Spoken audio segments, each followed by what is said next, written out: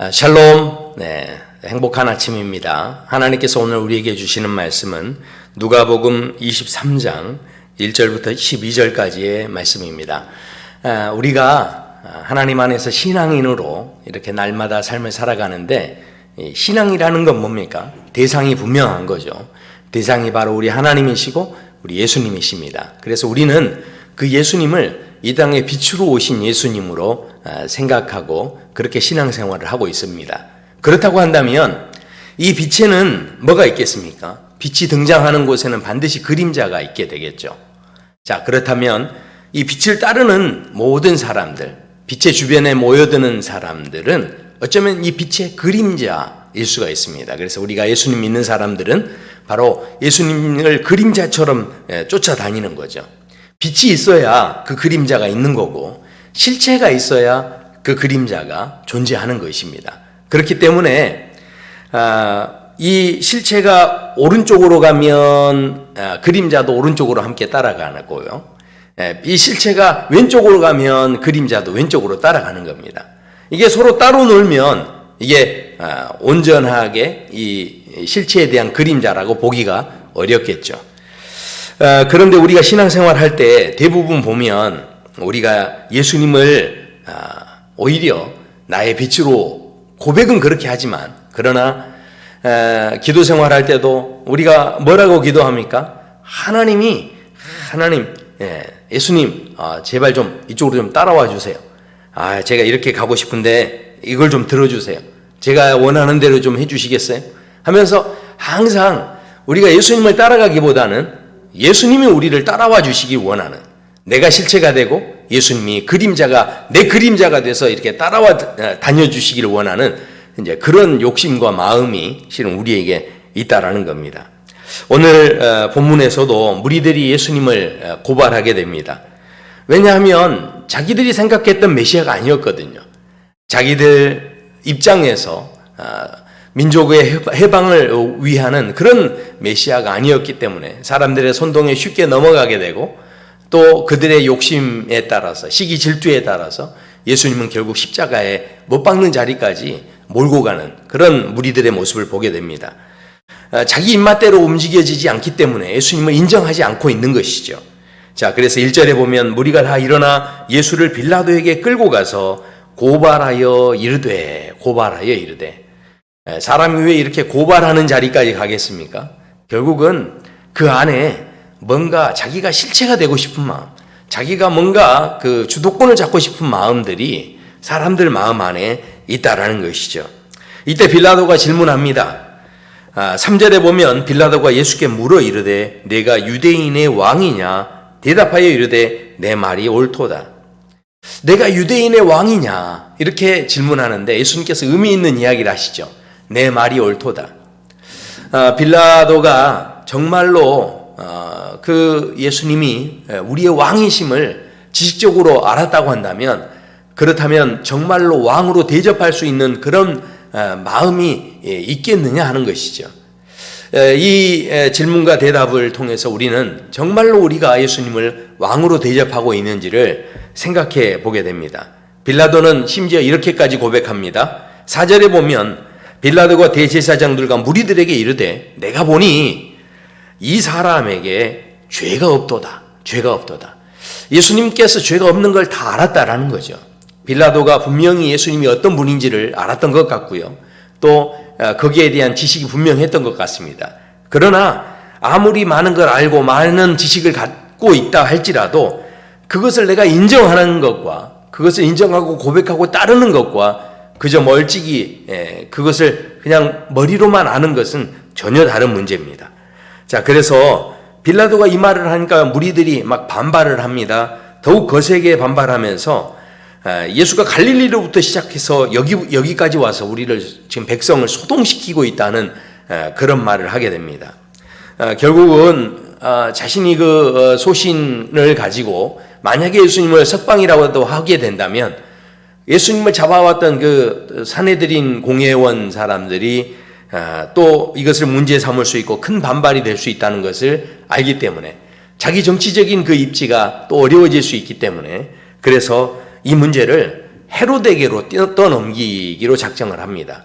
왜냐하면 구역을 보니까 갈릴리로부터 왔다는 이야기를 듣고 바로 이것이 헤롯의 관할 구역에서 되어진 일이다 싶어서 이제 헤로데게로 이것을 넘기게 되죠. 자, 헤롯은 마찬가지였습니다. 예수님에 대해서 굉장히 관심을 가지고 있었고 또 흥미를 가지고 있었던 것 같습니다. 그래서 여러 가지 궁금증이 있었고 그래서 이 예수님을 만날 때 그 마음이 어땠는가 처음에 이런 말씀을 합니다. 8절에 보면 헤롯이 예수를 보고 매우 기뻐하니 네, 이 헤롯도 뭔가 기적을 행하시는 예수님을 보기 원했고 또 자기가 생각했던 그 자기 만족을 채워갈 수 있는 예수님인지를 확인하고 싶었던 그런 마음이 있었습니다. 자기가 바로 실체가 되고 예수님이 자기의 그림자가 되어지길 원하는 그런 마음이 있었던 것이죠. 네, 그때 예수님께서 아무 말도 대답하지 않으십니다. 결국은 이 일 때문에 예수님을 업신여기게 되고 희롱하는 자리까지 끌고 가는 그런 모습이 있었다라는 것이죠. 우리가 이 땅을 살면서 예수님을 만나서 또 예수님과 함께 신앙생활하고 있습니다. 분명히 예수님과의 만남 속에는 기쁨이 있다라는 것을 우리는 알고 있습니다. 그런데 그 기쁨이 뭐겠습니까? 우리가 자꾸 이렇게 신앙생활을 해나갈 때 우리가 마음속에 그럴 수 있죠. 천국이 어떤 곳인지 우리는 알고 싶어하는 그런 마음들이 있습니다. 또 부활하게 되면 우리 어떤 몸으로 부활할 것인가, 그리고 세상 마지막 때에 대해서도 우리는 그렇게 알고 싶은 마음들이 있습니다. 그런데 그 궁금증을 가지는 것이 그저 예수님을 위해서라기보다는 나의 만족을 위해서, 나의 앞길을 위해서, 내가 중심이 되고 내가 실체가 되기 위해서 그렇게 내가 알기를 원한다고 한다면 절대로 예수님이 주시는 기쁨을 얻을 수는 없다라는 것이죠. 한번 생각해 보십시오. 인생을 살아갈 때도요, 짧은 즐거움과 긴 즐거움이 있습니다. 대부분 이 짧은 즐거움은요, 이게 돈을 주고 살 수가 있습니다. 이게 무슨 이야기냐?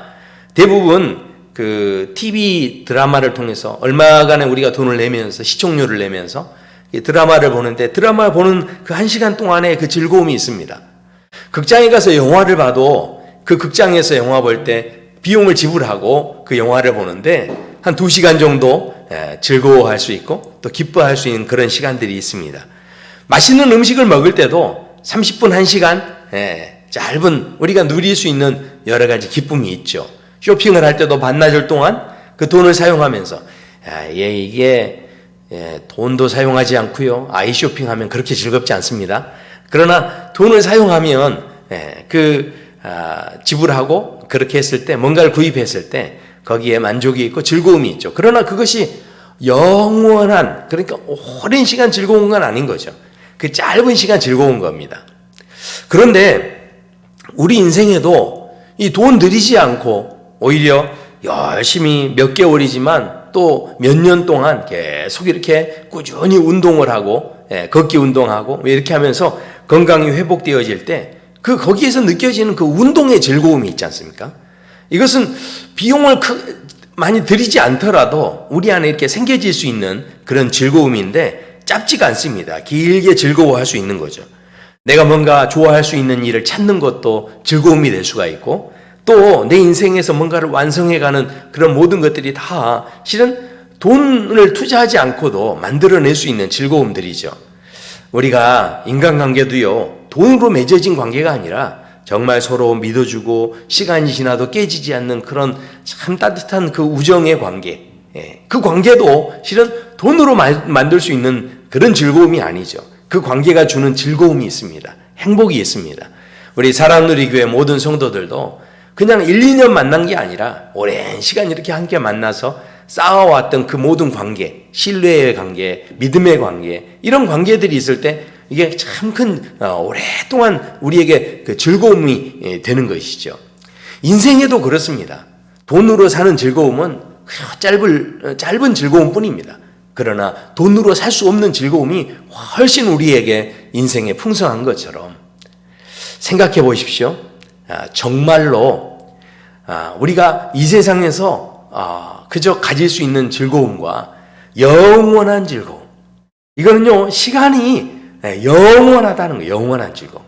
그 영원한 즐거움과 이 세상에서의 그 즐거움이 어찌 비교가 될 수가 있겠습니까? 그래서 하나님께서는 이 땅을 처음에 창조하실 때 이 천지 만물을 다 지으시고 난 다음에 보시기에 참 좋았다 하시면서 막 즐거워하셨죠. 바로 하나님과 우리가 함께 할 때 하나님이 느끼시는 그 즐거움에 우리가 참여할 수 있는 겁니다. 생각해 보십시오. 그 하나님께서 나이가 많아서 잉태하지 못하는 그 아브라함과 하라에게 아들을 약속해 주십니다. 그런데 나이가 그렇게 많이 들어서 아이를 잉태하겠다고 하니까 사라가 헛웃음을 짓습니다. 그러나 하나님께서 그 아들의 이름을 이삭이라고 지어주면서 그 이삭의 이름이 바로 웃음이죠. 그래서 이 사라가 처음에는 헛웃음을 지었었는데 그러나 그 헛웃음이 아니라 허탈한 웃음이 아니라 그 웃음이 진짜 웃음이 되도록 기적을 베풀어 주셨다라는 것이죠. 이 땅에서 우리가 얻으려고 하는 즐거움은 어쩌면 허무한 즐거움이고 허탈한 즐거움일 수 있을지 모르지만 하나님께서 우리에게 주시는 즐거움은 절대 허탈하지 않다는 거죠. 그래서 성경에도 분명히 말씀합니다. 하늘의 기쁨이 있다는 거예요. 진짜 기쁨이 뭘까요? 아무리 많은 황금 덩어리를 다 짊어지고 천국에 간다 할지라도 그것이 우리에게 영원한 즐거움을 주지 못한다는 것이죠. 진짜 영원한 즐거움은요, 바로 전도에서 한 영혼이라도 구원할 때 그것이 바로 하늘의 기쁨이 되고 결국은 그 기쁨이 우리의 영원한 기쁨이 될 수 있음을 말씀합니다. 예수님께서 마태복음 25장의 비유의 말씀에서 그런 말씀을 하시죠. 달란트 비유를 하실 때 그 주인이 이르되 잘하였도다 착하고 충성된 종아 내가 작은 일에 충성하였으며 내가 많은 것으로 내게 맡기리니 내 주인의 즐거움에 참여할지어다. 사랑하는 성도 여러분, 이 땅에서 우리가 내가 실체가 돼서 뭔가를 막 이루려고 하는 그것에도 물론 즐거움이 있습니다. 그러나 하나님께서 내게 주신 그 비전을 내가 이루어갈 때, 내게 주신 달란트를 가지고 그 일들을 이루어 나갈 때 결국은 그 주인의 즐거움에 참여하게 되는, 우리가 상상하지 못하는 그 놀라운 즐거움에 참여하게 되는 그런 놀라운 복된 인생이 있음을 오늘 말씀하고 있습니다. 저와 성도 여러분의 삶에 이 진짜 기쁨, 진짜 즐거움, 예수님을 따라다닐 때 내가 실체가 아니라 예수님께서 빛이시기 때문에 그 실체 되시는 예수님을 따라다니는 그 그림자가 되는 기쁨, 즐거움 오늘도 누리시게 되기를 축원합니다. 기도하겠습니다. 아버지 하나님 감사합니다.